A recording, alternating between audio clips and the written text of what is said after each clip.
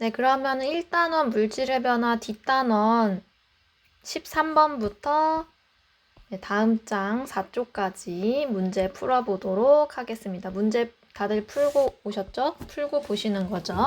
자, 13번 쭉 설명하겠습니다. 탄산칼슘과 염화수소의 반응을 나타낸 것이다. 탄산칼슘의 화학식은 CaCO3고 염화수소는 염산이라고 그랬죠. CHCl입니다.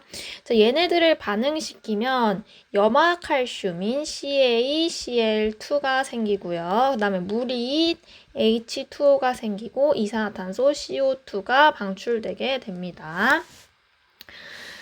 네, 그림에서 이제 옳게 나타난 것을 이랬는데 이 문제에서 물어보고 싶은 것은 결국 화학 반응에서 질량 보존의 법칙이 성립한다라는 것을 말해주고 싶은 겁니다.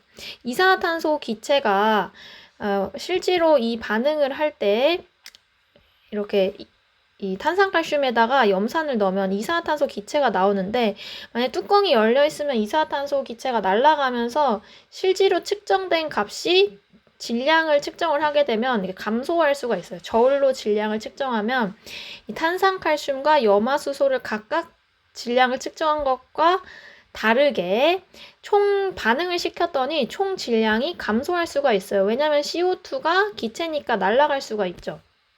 그럼에도 불구하고 이 날아가는 CO2를 뭐 이렇게 포획하거나 얘네들이 CO2가 날아가지 못하게 구멍을 딱 닫아버리면 질량 보존 법칙에 의해서 반응 전과 반응 후에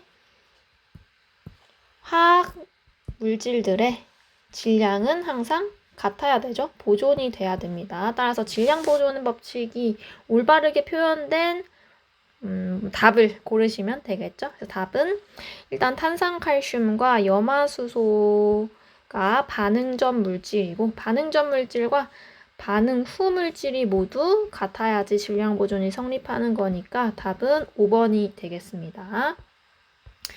다음에 14번 문제 볼게요. 그림과 같이 염화나트륨 수용액과 질산은 수용액의 질량을 각각 측정을 하고요. 두 용액을 혼합시킨 상태입니다. 그러니까 여기 있던 질산은 수용액을 염화나트륨에 다 넣어서 얘는 지금 빈 거죠. 비어있는 그릇입니다. 비어있는 시험관이죠. 자, 이 반응은요. 대표적인 앙금 생성 반응이고요. 이게 식으로 쓰게 되면 일단 염화 나트륨은요. 나트륨 Na 염화 Cl이 될 거고 질산 은이니까 은 Ag 앞에다 쓰시고 뒤에 질산 NO3 이렇게 쓰면 되겠죠. 그렇게 되면은 어떤 반응이 되냐면 얘네 둘이 섞으면 어떻게 되냐면 요 밑에 이제 흰색 앙금이 침전이 되는 것을 볼 수가 있습니다. 요 흰색 앙금은 뭐냐면은 AgCl이라고 하는 염화은이에요. 그래서 염화은이 생기고 나머지 나트륨과 이 질산 이온은 그냥 이온 상태로 수용액 속에 녹아있게 됩니다. 그래서 이에 관한 설명으로 옳은 것을 고르면 노란색이 아니라 흰색 앙금이 생성될 거고 생성된 앙금은 질산나트륨이 아니라 염화은입니다. 염화은. 그 다음에 3번 앙금이 생성되며 반응 전후의 질량은 같죠.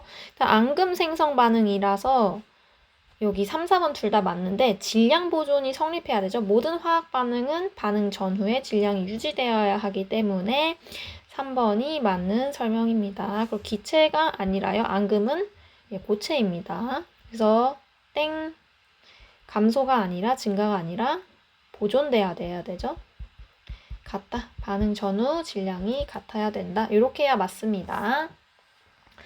자, 그러면 얼른 넘어갈게요. 15번. 질량 보존의 법칙이 성립하는 경우 질량 보존 법칙은 화학 변화뿐만 아니라 물리적 변화에서도 성립할 수 있다고 했어요.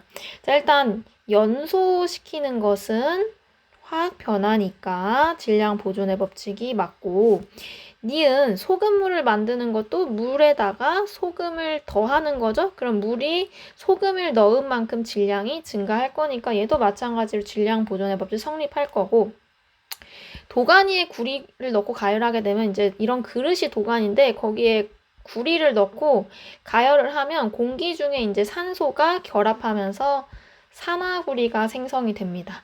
그래서 총 질량이 증가하게 되겠죠. 산소가 붙은 만큼 구리의 질량이 증가를 할 겁니다. 하지만 얘도 마찬가지로 산소의 질량과 구리의 질량을 더하면 산화구리가 딱 나오기 때문에 질량 보존이 성립이 됩니다. 그래서 얘도 화학 반응으로 맞습니다. 질량 보존 성립해요. 그래서 답은 5번입니다. 화학, 물리 반응, 화학 반응. 이렇게. 자, 그 다음 16번, 17번은 산화마그네슘이 생성될 때의 일정 성분비의 법칙에 대한 설명입니다. 그래서 지금 그래프에 X축이 마그네슘에 해당하고요. Y축은 산화마그네슘에 해당합니다. 자, 그럼 이걸 한번 화학식으로 써볼게요. 우리 수행평가도 봤었을 텐데 마그네슘과 산소가 만나면 산화마그네슘이 돼요. 이렇게 쓰시고 개수비를 맞춰줘야 되죠. 산소 원자가 2개 있으니까 2배를 해주면 마그네슘도 2개가 돼서 이렇게 개수 2를 써주면 되죠. 아무튼 일단 이렇게 화학 반응식을 써두고 마그네슘이 지금 이 개수와 상관없이 개수는 부피비와 분자수비를 나타내는 거지 질량비라는 전혀 상관이 없잖아요. 그러니까 이 개수비에 연연하지 마시고 질량은 그냥 따로 보시면 됩니다. 지금 마그네슘이 0.3g 있을 때 산화마그네슘이라는 애가 0.5g이 생성돼요. 그 다음에 0.9g 볼까요? 0.9g의 마그네슘이 사용되면 1.5g의 산화마그네슘이 생성이 됩니다. 그러면 마그네슘과 산화마그네슘의 질량비는 몇 대 몇이라는 거예요? 3대 5라는 것을 알 수 있죠. 그렇다는 것은 마그네슘이 3g 있으면 산화마그네슘은 5g 생긴다는 건데 질량 보존의 법칙에 의해서 5g이 되기 위해선 산소는 몇 g이 필요한가요? 그죠? 2g이 필요하죠. 따라서 얘네들을 반응물을 더한 값과 생성물을 더한 질량이 같아야 돼서 이렇게 쓸 수가 있고, 문제에서는 마그네슘과 산소의 질량비를 물어봤습니다. 그래서 몇 대 몇이죠? 답은 마그네슘이 3g 있을 때 산소는 2g이 있으면 되죠. 그렇죠? 3대 2다. 그래서 답은 2번 이렇게 하면 됩니다. 자, 이어서 문제에서는 이제 숫자를 변형을 시켰네요. 마그네슘을 이번에 20g으로 했대요. 자, 그럼 여기를 지워볼게요. 지워보고, 자, 마그네슘이 20g 있고 산소가 10g 있으면은 산화마그네슘은 몇 g 생성되냐를 물어봤는데 마그네슘과 산소의 반응비는 질량비는 3대 2로 반응해요. 그러니까 지금 산소가 10 있으면 마그네슘은 몇이 있으면 되죠? 15g만 있어도 충분히 산화마그네슘 25g이 생성될 겁니다. 요렇게. 그러면은 결국 생성되는 산화마그네슘의 질량은 25g이고 누가 남아야 돼요? 지금 마그네슘이 과하게 많습니다. 그래서 남는 종류는 마그네슘이고 마그네슘이 5g 남아서 25에 마그네슘 5 해서 이렇게 3번이 답이고 답입니다. 네, 그다음 18번 볼게요. 밑줄친 물질 중 일정 성분비 법칙이 성립하지 않은 것은 물어봤는데 일정 성분비 법칙은 어떤 화합물이 형성될 때 예를 들면 산화구리가 형성되면 구리와 산소를 이루는 물질의 성분의 질량비가 일정하다 요 소리죠. 혹은 개수비가 일정하다 요 소리인데 철과 황이 만나면 황화철이 되죠. FES 이렇게 황화철이 될 거고 그 다음에 잠시만요. 네, 그 다음에 2번 질소와 수소가 만나서 암모니아가 된다라는 것은 이제 NH3가 되는 거고 그 다음에 염소와 수소가 만나서 염화 수소 HCl이 될 거고 그리고 구리와 산소가 만나서 산화구리가 되죠. 이렇게. 자, 그리고 물과 염화나트륨이 섞여서 염화나트륨 수용액이 된 건데 지금 1, 2, 3, 4번은 전부 다 화학 반응으로 새로운 화학물질이 생긴 건데 5번 같은 경우는 그냥 물에다가 지금 염화나트륨, 우리가 흔히 소금이라고 부르는 NaCl을 그냥 녹인 거예요. 그러면 물에 Na 플러스와 Cl 마이너스가 그냥 이온 상태로 녹아있는 거기 때문에 얘는 새로운 물질이 생긴 게 아니라 그냥 물에 녹인 거예요. 물에 초코 가루 녹이듯이 그냥 이렇게 녹여 있는 상태이기 때문에 얘는 그냥 물리적 반응이다 라고 보시면 됩니다.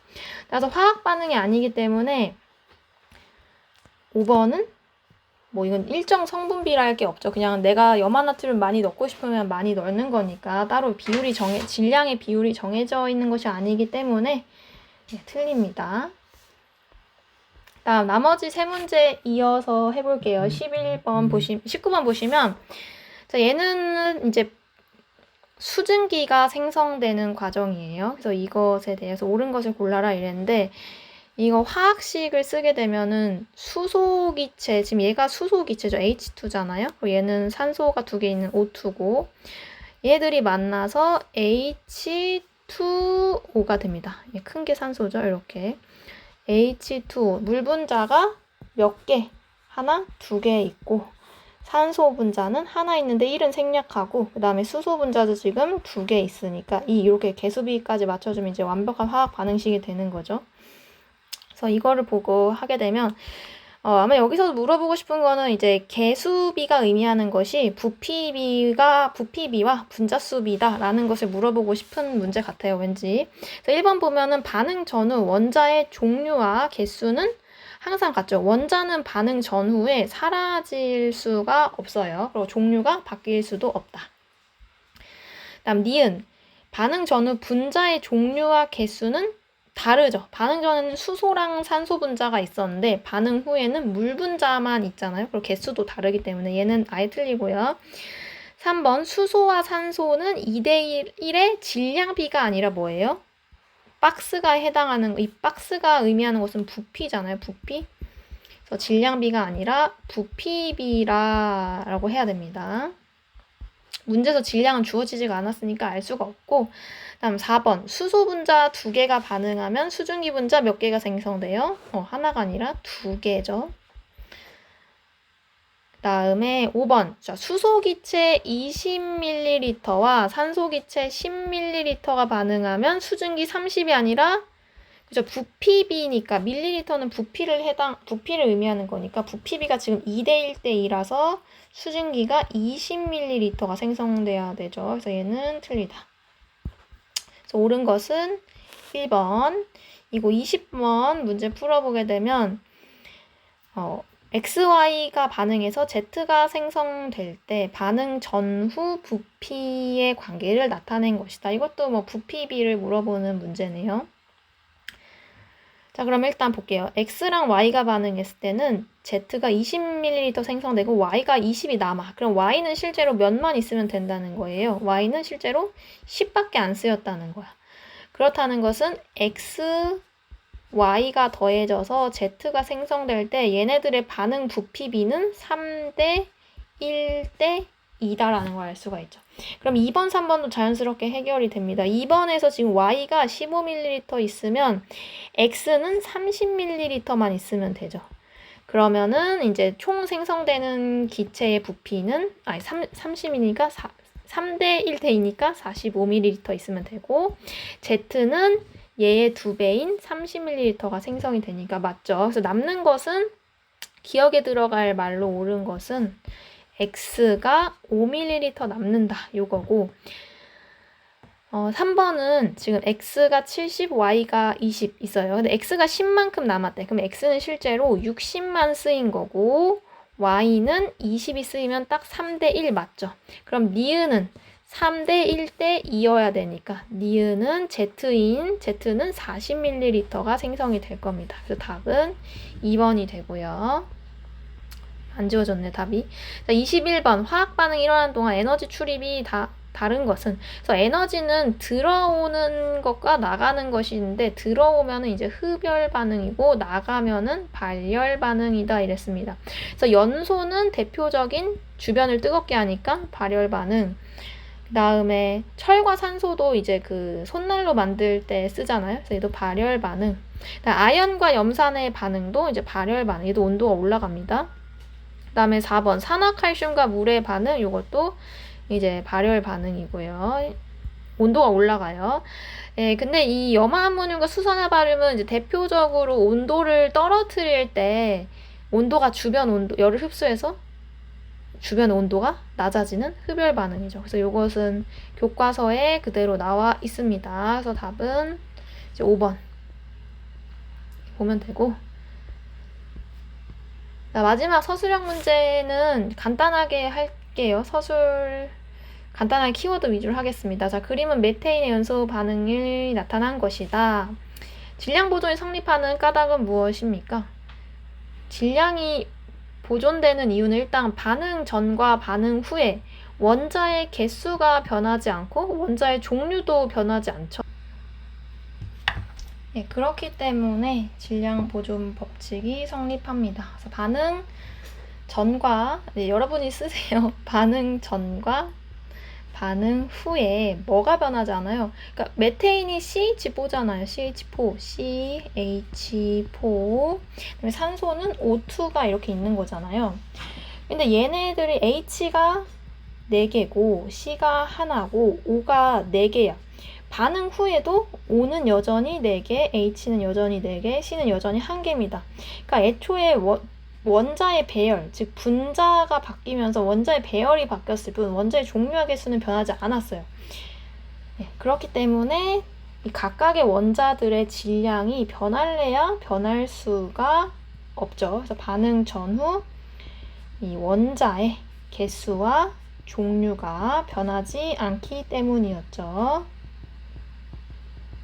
불변하기 때문이다. 이렇게 쓰시면 될 것 같아요. 네, 빠르시면 스탑 해놓고 답 적으시고 넘어가시면 될 것 같아요. 자, 23번. 이제 수소와 산소가 반응을 해서 물이 생성될 때 나타낸 반응식을 나타낸 것이다 이랬는데 일단 이것과 별개로 수소와 산소가 반응해서 물이 생기는 화학식을 쓰게 되면은 이렇게 쓰고 개수비를 맞춰주면은 이거 2배 해주면 산소 원자 2개 딱 맞고 물 수소도 2배 해주면 되죠. 자, 이것과는 어쨌든 별개로 질량은 개수비랑 관계없다고 말을 했습니다. 자, 수소 2g과 그냥 이건 질량이니까요. 그람, 수소 2g과 산소 20g을 반응시켰더니 산소가 4g 남았대요. 나머지는 다 수소랑 산소가 전부 반응해서 물로 만드는 데 활용이 됐다는 거예요. 그러면은 실제 이 반응에서 산소는 몇 g만 쓰인 거예요? 16g만 쓰인 거죠. 그러면 수소와 산소가 반응해서 물이 될 때, H2O가 될 때 얘네들의 반응의 질량비를 구하게 되면 수소가 방금 1번 실험에서 2g 있으면 산소는 16g만 있으면 된다 그랬어요. 그쵸? 그럼 얘네는 몇 대 몇의 비율로 반응하는 거예요? 질량비가 1대 8이고 그러면 이때 물은 첫 번째 실험에서 물은 몇 g이 생성됐을까요? 질량 보존 법칙에 의해서 18g이 생성됐을 거예요. 그래서 이런 질량비로 반응을 한다라는 것을 알 수가 있습니다. 따라서 수소의 질량이 8g으로 증가가 됐으면 얘의 8배인 64g의 산소가 필요한데 지금 산소가 턱없이 부족하네요. 그럼 거꾸로 해볼게요. 산소가 40g 있어요. 그럼 얘의 8분의 1배인 수소는 5g만 있으면 돼요. 그쵸? 그럼 수소가 많은 거였네요. 남는 것은 수소이고 약 3g이 남게 됩니다. 그쵸?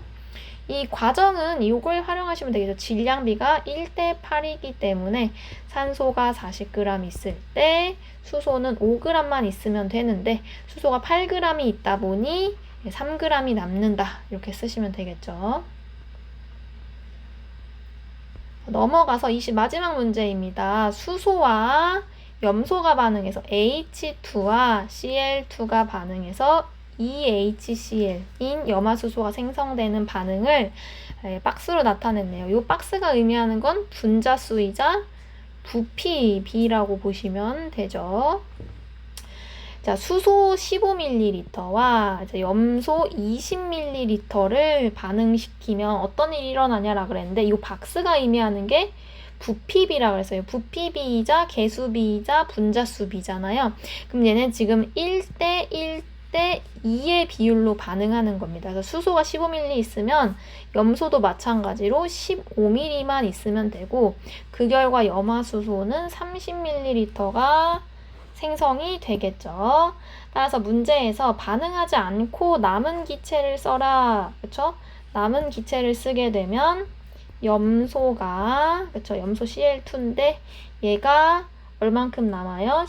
15ml 쓰고 5ml가 남죠. 남음. 생성되는 염화수소의 부피는 1대 1대 2의 비율로 반응하니까 다른 컬러로 생성되는 염화수소의 부피는 약이 아니라 30ml가 남습니다. 그 이유는 수소와 염소가 1대 1의 비율로 반응하고 그 결과 염화수소가 2의 비율로 생성되기 때문이죠. 그래서 이 부피비가 1대 뭐의 부피비가 수소와 염소와 염화수소의 반응 부피비가 1대 1대 2이기 때문에 이렇다라고 논리적으로 설명하시면 되겠습니다. 그래서 여기까지 해서 문제풀이 전부 다 마쳤습니다. 네, 끝.